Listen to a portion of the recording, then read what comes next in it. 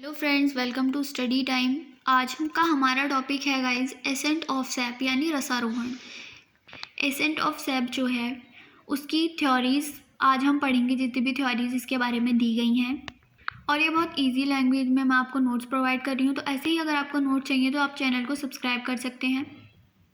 तो गाइस सबसे पहले हम देखते हैं एसेंट ऑफ सैप होता क्या है। किस तरीके से पौधे में जड़ के द्वारा पूरे पौधे के सभी पार्ट्स में पानी का जो फ्लो होता है उसके ऊपर बहुत सारी थ्योरीज आई थी। इसी को एसेंट ऑफ सैप बोलते हैं। तो इसकी थ्योरीज आज हम पढ़ेंगे। तो ये 2 टाइप्स की होती, मतलब थ्योरी को जो है 2 भागों में बांटा गया है, विटल थ्योरीज और फिजिकल थ्योरीज। विटल थ्योरीज में भी हमें यहाँ पर 3 थ्योरीज मिलेंगी देखने के लिए, और फिजिकल थ्योरी में भी हमें 3 थ्योरीज हैं। तो हम इनको अच्छे से करेंगे। सबसे पहले है हमारी विटल थ्योरीज। विटल थ्योरीज में पहले आती हैं रूट प्रेशर थ्योरी। जब रूट के द्वारा वाटर का एब्जॉर्प्शन होता है तो वह जाइलम की सेल पर एक प्रेशर क्रिएट करती है, जिसके द्वारा जाइलम के वेसल्स में अपवर्ड मूवमेंट होता है। तो कोई साइंटिस्ट थे, उन्होंने ये वाली थ्योरी जो है प्रपोज की थी कि रूट प्रेशर थ्योरी। इसमें उन्होंने ये बताया था कि वाटर जो होता है वो रूट जो है वाटर को एब्जॉर्ब कर लेती है और जाइलम की सेल पर एक प्रेशर क्रिएट करती है, जिससे कि जाइलम की वेसल्स में अपवर्ड मूवमेंट होता है और वाटर जो है सभी पार्ट्स तक पहुंचता है प्लांट के। अब इसमें क्या क्या ऑब्जेक्शंस थे, क्यों ये थ्योरी रिजेक्ट कर दी गई। इसमें क्या था, यदि हम किसी प्लांट की रूट्स को कट करेंगे तो उसमें उसको वाटर में रखते हैं तो वाटर का अपवर्ड मूवमेंट तब भी होगा, वो स्टॉप नहीं होगा। इसलिए इस थ्योरी रिजेक्ट कर दिया गया।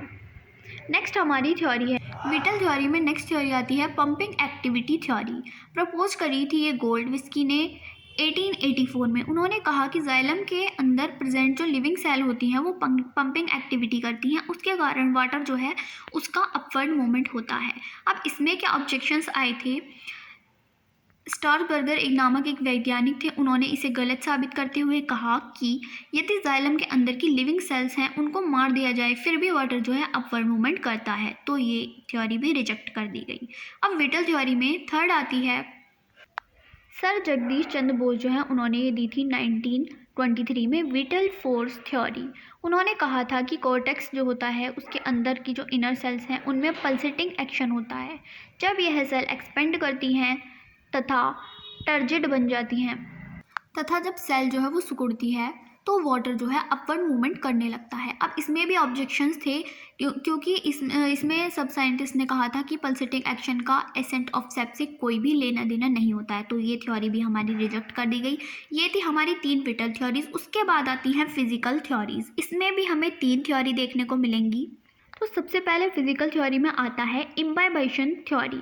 इम्बाइबेशन थ्योरी में क्या था, ये प्रपोज करी थी उंगर ने 1894 में। इसमें उन्होंने कहा था कि वाटर जो है इम्बाइब्ड होता है सेल वॉल के थ्रू, जिससे जो है वाटर अपवर्ड मूवमेंट करता है। अब इसके क्या ऑब्जेक्शंस थे, वाटर जो है जाइलम से कंडक्ट होता है ना कि सेल वॉल से। तो उन्होंने सीधे ये बोला था कि वाटर जो है वो जाइलम से कंडक्ट होता है ना कि सेल वॉल से। तो इसमें सेल वॉल का कोई लेना देना नहीं है, इसीलिए इस थ्योरी को भी रिजेक्ट कर दिया।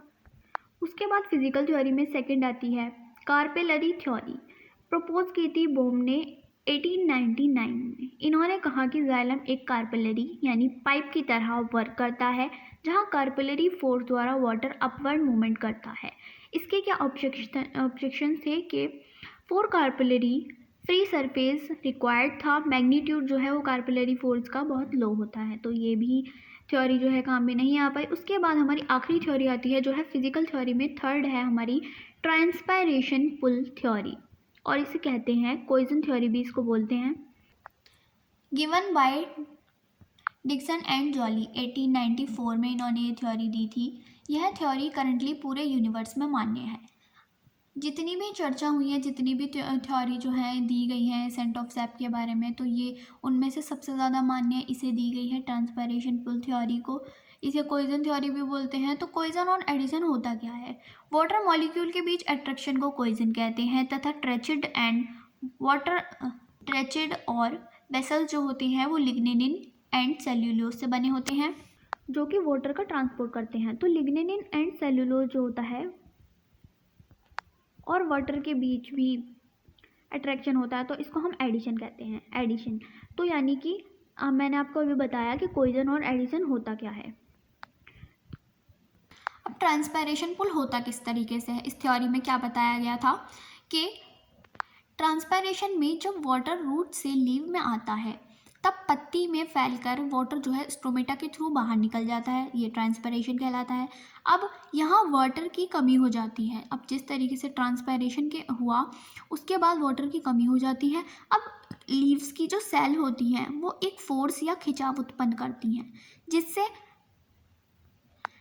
वो इसलिए करती हैं जिससे और वाटर आ सके। इसी को हम ट्रांसपैरेशन पुल कहते हैं। यह भी वाटर के अपवर्ड मूवमेंट के लिए रिस्पॉन्सिबल है। तो ये जो प्रोसेस और ये जो फोर्स होता है, इसी तरीके से उन्होंने बताया कि यही कारण है एसेंट ऑफ सैप का।